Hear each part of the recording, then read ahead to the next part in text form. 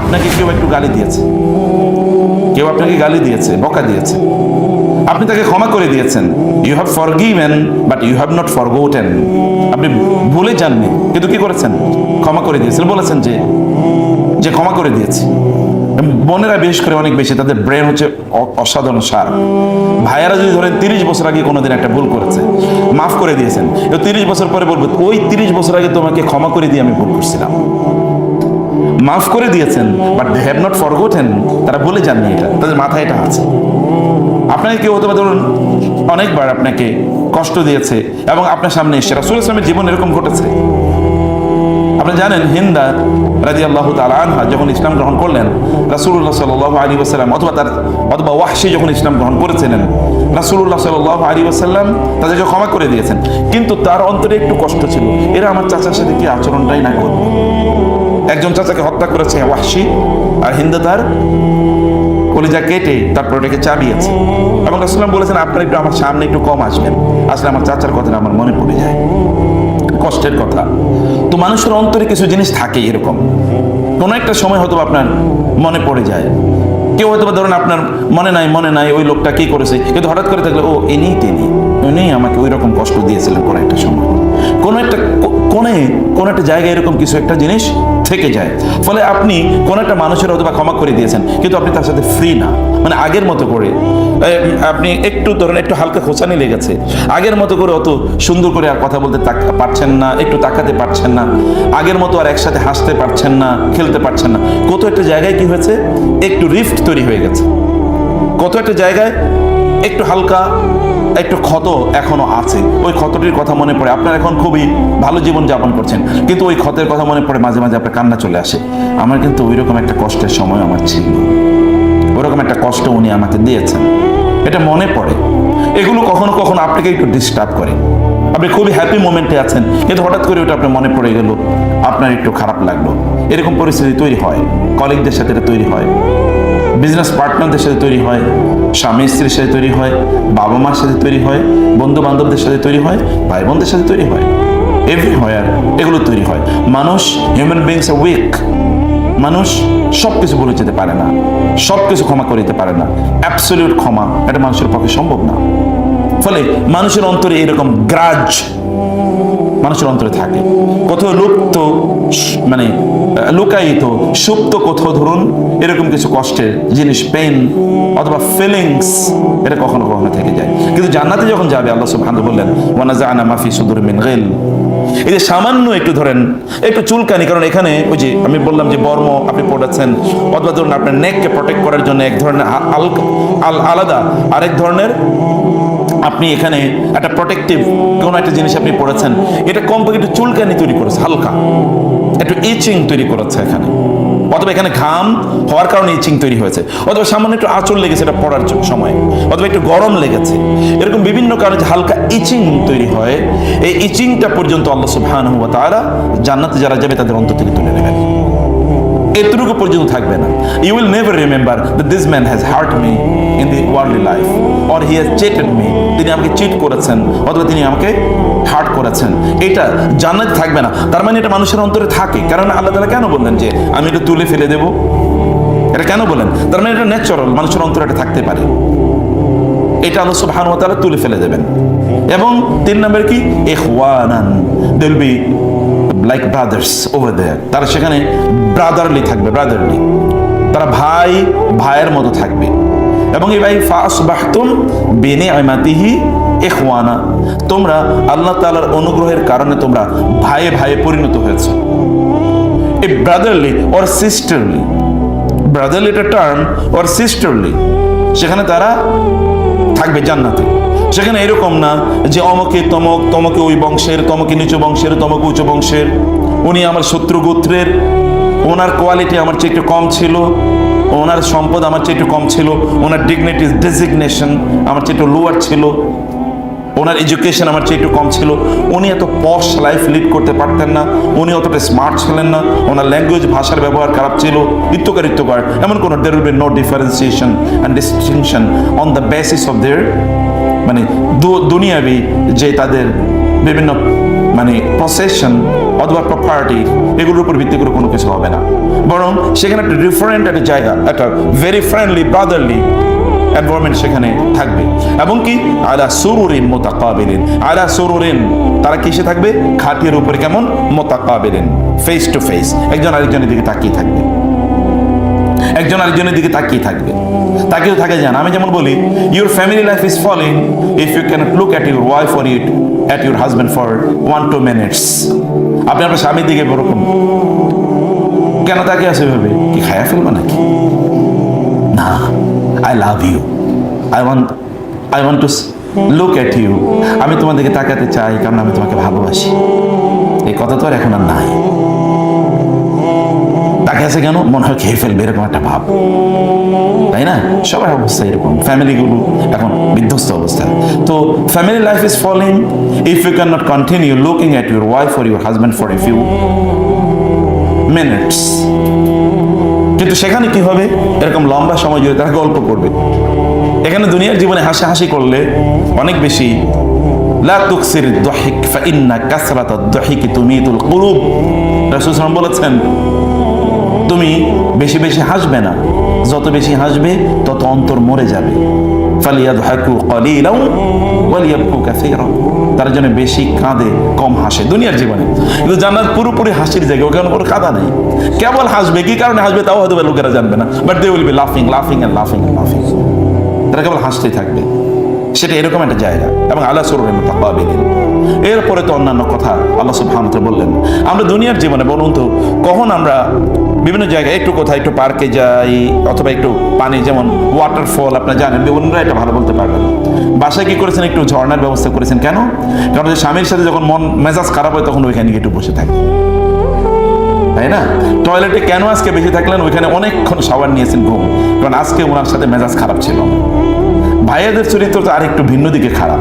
তাহলে যে বাসায় আসবে না, ওনারা তো বাসায় থাকবে, বাইরে যাবে না। কিন্তু ভাইয়েরা আজকে বাসায় 2টায় আসলেন, বাসায় সারাদিন আড্ডা দিয়ে আসেন, কারণ বাসায় গিয়ে ওই ভাবির বা আজকে ওনার চেহারাটা আমার দেখতে মনে চায় না, এই জন্য উনি ঘুমাক, এরপরে বাসায় যাবেন। এমনি তো নগরে বা শহরে জীবন তো এমনি ভেরি ডিস্টার্বিং হয়ে গেছে, ডিস্ট্রাকটিভ হয়ে গেছে, ডিস্ট্রাক্টিং হয়ে গেছে, যেটা আমাদেরকে ফোকাস থেকে অন্য জায়গায় নিয়ে যাচ্ছে। তো তারপর এরকম সমস্যা তৈরি হয়, অনেক ডিস্ট্রাকশন তৈরি হচ্ছে। তো আমরা জান্নাতে আল্লাহ সুবহানাহু ওয়া তাআলা বারবার তিনি বলবেন, জান্নাতিন তাজরি মিন তাহতিহাল আনহার, জান্নাতে আছে বাগান, এবং ওই বাগানে যে ঝর্ণা আছে। বাগান এবং ঝর্ণা পৃথিবীর সর্বত্রই মানুষ দুটো কারণে করে। এটা হচ্ছে this is a sign and token of your aristocracy, যাদের সবচেয়ে বড় প্রাসাদের মতো বাসা থাকে ওখানে আলাদা বাগান থাকে, এবং সেখানে বাগান থাকা এটা কিন্তু আপনি যে খুব নোবেল এলিট দুনিয়ার জীবনে অথবা অনেক প্রপার্টির অধিকারী তার একটা সাইন। সাধারণ মানুষের বাসায় বাগান থাকে না, গাছগাছালি থাকে না। গাছগাছালি থাকে, এটা ছাদে থাকুক অথবা আপনার বারান্দায় থাকুক, বিভিন্ন জায়গায়, অথবা আপনার নিজের ড্রয়িং রুমে তো সবাই, অথবা নিজের বেডরুমে তো সবাই বাগান রাখতে পারে না বা কিছু গাছ রাখতে পারে না, because you need extra care. সেখানে আপনার গার্ডেনার আলাদা লাগবে, সেখানে এমন মাটি লাগবে যেগুলো ট্রিটেড মাটি, ওয়াটার ট্রিটমেন্ট করা ওয়াটার, মানে মাটি সয়েল লাগবে সেখানে, এরকম অনেক অনেক কিছু। এটা সবাই অ্যাফোর্ড করতে পারে না। আবার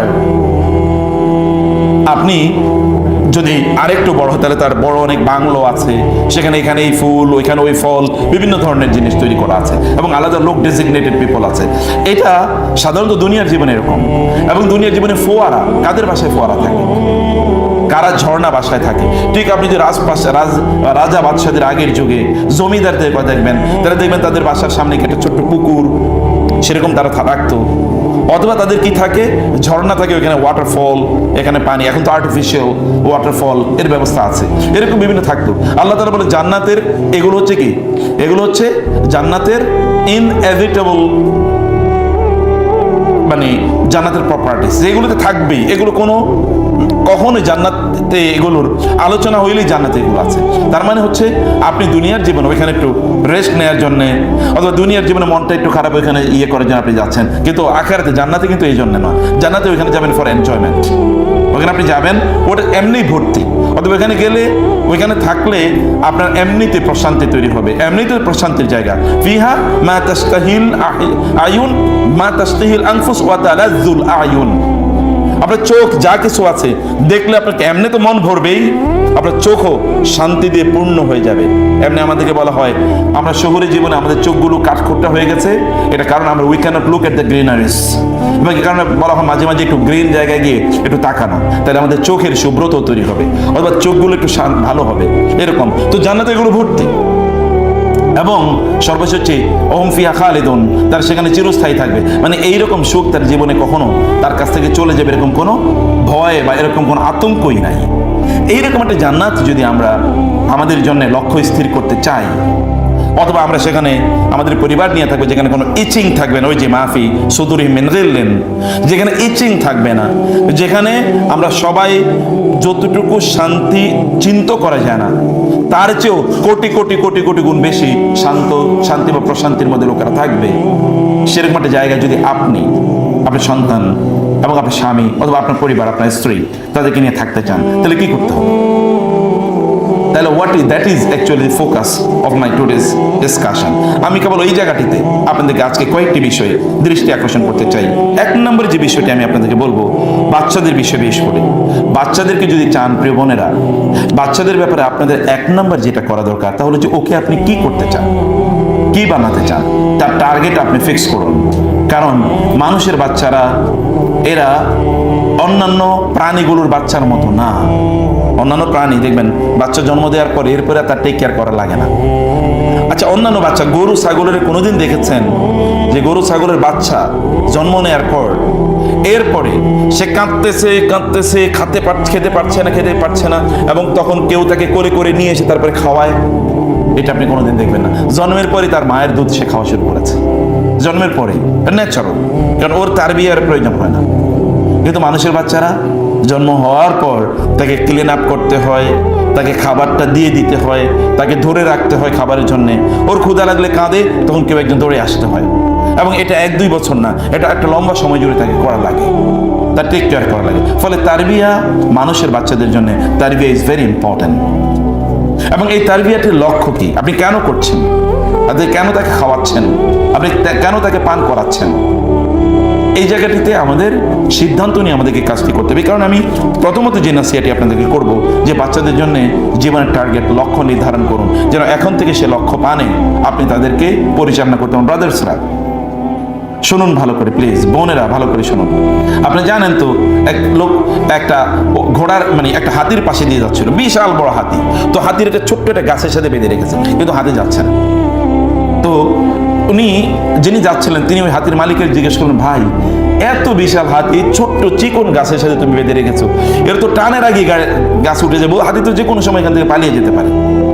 তো বলে যে না, এটা কোনোদিন এখানে পালিয়ে যাবে না, ওই গাছ উপড়াবেই না। বলে কেন? বলে ছোটবেলা থেকে আমি ওর এই গাছের সাথে বেঁধে রাখছিলাম।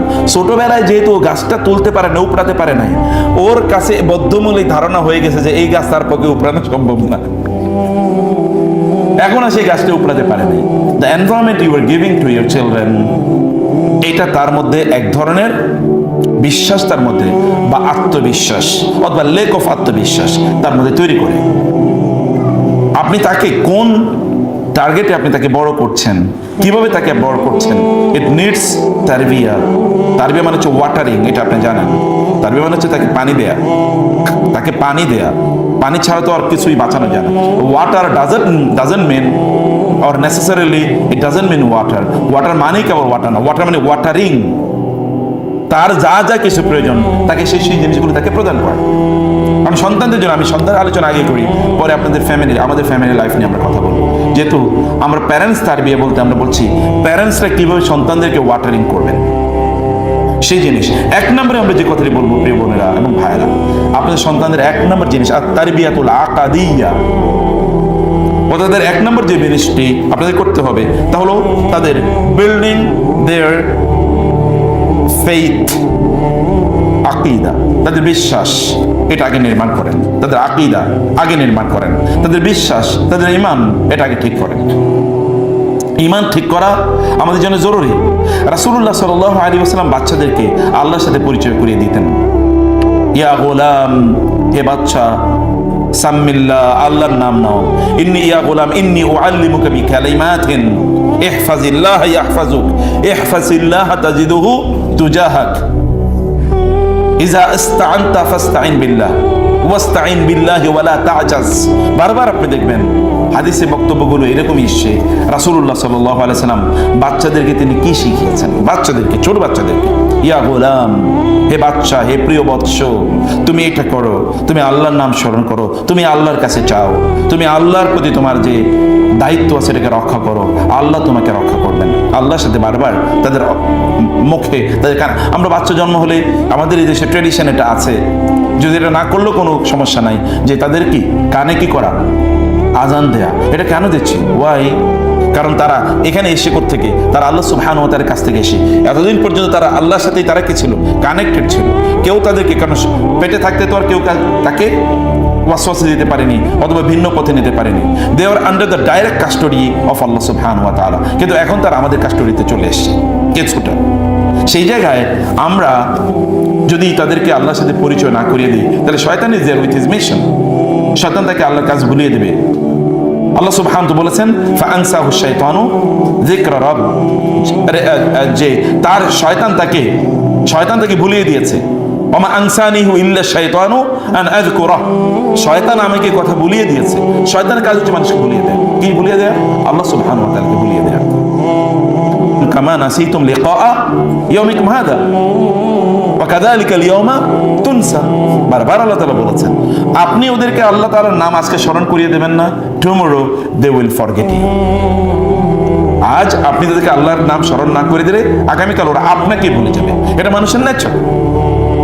কারণ আল্লাহ সুবহানাহু ওয়া তাআলাকে স্মরণ করিয়ে দিলে আল্লাহ সুবহানাহু ওয়া তাআলা কি করেন? আল্লাহ তাআলা বলেছেন ওয়ালাকাদ আতাইনা লুকমানাল হিকমা আন ইশকুর লিল্লাহ ওয়া মান ইয়াশকুর ফাইন্নামা ইয়াশকুরু লিনাফসি। এরপরে আল্লাহ তাআলা বললেন, এরপরে লোকমান তিনি তার সন্তানকে লক্ষ্য করে বলেন ইয়া বুনাইয়া লা তুশরিক বিল্লাহ ইন্না শিরকা লাযুলমুন আযীম। হে সন্তান, তুমি আল্লাহর সাথে শিরক করো না। এবার আল্লাহ সুবহানাহু ওয়া তাআলা ওই সন্তান সহ পৃথিবীর সকল সন্তানকে লক্ষ্য করে বলেন ওয়াসাইনাল ইনসানা বিওয়ালিদাইহি। আমি এবার গোটা পৃথিবীর মানুষদেরকে বললাম, লোকমান তার সন্তানকে বলেছেন তুমি আল্লাহর প্রতি দায়িত্ব পালন করো। এবার আল্লাহ তাআলা লোকমানের সন্তানকে বললেন তোমার বাপের প্রতি দায়িত্ব পালন করো। যদি আপনি আল্লাহর সাথে স্মরণ করিয়ে দেন, আল্লাহর কথা স্মরণ করিয়ে দেন, আল্লাহ তাআলা ওদের অন্তরে আপনার প্রতি দায়িত্বশীল হওয়ার অনুভূতি আল্লাহ তাআলা তৈরি করে দেবেন। এটা আল্লাহ সুবহানাহু ওয়া তাআলার ডিক্লারেশন। এবং কোরআনে কারণ আল্লাহ সুবহানাহু ওয়া তাআলা ওয়া কাদা রাব্বুকা আল্লা তা'বুদু ইল্লা ইয়াহু ওয়া বিল ওয়ালিদাইনি ইহসানা, মানে আপনি যদি আল্লাহর প্রতি দায়িত্ব পালন করতে পারেন, তাহলে আল্লাহ সুবহানাহু ওয়া তাআলা আপনার সন্তানদেরকে, মানে আপনার সন্তানদেরকে আল্লাহর সাথে আপনি যদি রিলেটেড করে দিতে পারেন, কানেক্টেড করে দিতে পারেন, তাহলে ওরা কোনোদিন they will never forget you or they will never hurt you. তারা আপনাদের কোনোদিন ক্ষতি করবে না, neither in this world nor in the hereafter. দুনিয়াতে না, আখিরাতে তো নাই। তাদেরকে তাদের আকীদাটা যেন পরিশুদ্ধ হয়, তারা যেন আল্লাহ সম্পর্কে ভালো জানে, আল্লাহ রাসূল সম্পর্কে ভালো জানে, দিন সম্পর্কে যতটুকু তারা জানে তারা যেন বিশুদ্ধভাবে জানে। এটা 1 নম্বর কাজ। আমি 9টা পলিসি আপনাদের কাজকে বলছি, 9টা, এর মধ্যে 1 নম্বর কাজ। এবং এর মধ্যে প্রথম যে কাজটি করবেন 1 নম্বরের অধীনে, তা হলো যে তাদেরকে কালিমাতুত তাওহীদ, এটা আপনি তাদেরকে শেখাতে হবে ছোটবেলা থেকে। লা ইলাহা ইল্লাল্লাহ, আল্লাহ ছাড়া কোনো ইলাহ নাই। যেন ওরা সকল কথা আল্লাহকে বলে। ওরা বলুক না আপনার বাচ্চাটা, আপনার মা, আল্লাহ আমার মা অসুস্থ, তাকে তুমি সুস্থ করে দাও। ছোট বাচ্চা যদি বলে কেমন হতে পারে বলেন তো? এমনিতে আল্লাহর কাছে চাচ্ছে, আরো ছোট বাচ্চা চাচ্ছে, কেমন হতে পারে? আর এই জন্য পুরোটা ক্রেডিট কার্ড, পুরোটা ক্রেডিট হলো মা অথবা বাবা, তাকে আল্লাহ সুবহানাহু ওয়া তাআলার কথা বলা। ওরা ব্যথা পেলে ওরা যেন বলে ইয়া আল্লাহ, ও আল্লাহ, তার জন্য বলে। এবং আমরা দেখবেন কথায় কথায় ব্যথা পেলে ও মা গো, ও মা গো, মানে কি মাকে রক্ষা করবে, এটা হিন্দুরা বলতো, কারণ ওদের তো মা আছে। কোন মা? কালী মা আছে না, সরস্বতী মা আছে। ওরা কথায় কথায় মাকে ডাকে, ও মা তোর, মানে কি যেন আমাদের ইয়ে আছে না, আগুনে ফাগুনে দেখে আমি খুব মুগ্ধ হই, কি অপরূপ মাগো তোমার শরীরে, এইরকম মাকে ডাকা। এটা তো ওদের কালচার, এটা আমাদের কালচার না। আমাদের কালচার এটা না। আমরা মাকে ডাকি না, আমরা ডাকি কাকে? আল্লাহ সুবহানাহু। এটা বাচ্চাদেরকে শেখাতে হবে। ব্যথা পেলে ও আল্লাহ, ইয়া আল্লাহ, এটা তারা বলুক।